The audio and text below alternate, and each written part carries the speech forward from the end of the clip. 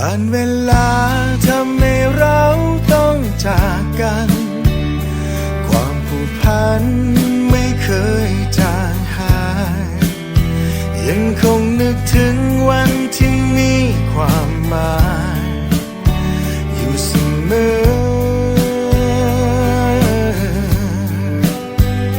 ควรคิดถึงใครคนนั้นที่จากไป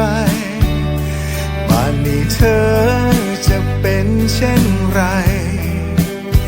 ได้แต่ฝากไว้ผ่านสายลมความห่วงใยช่วยส่งถึงเธอ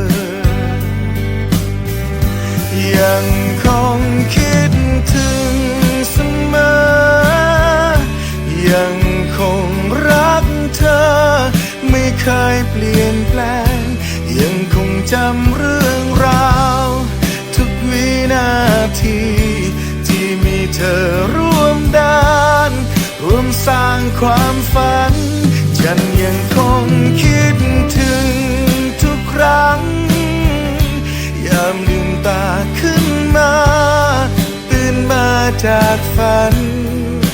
แม้รู้ว่าคงไม่มีวันแต่ฉันยังคงแอบยิ้มทุกครั้ง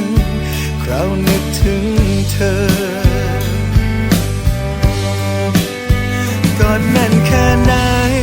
สุดท้ายก็ต้องปล่อยฝันดีแค่ไหนสุดท้ายก็ต้องตื่น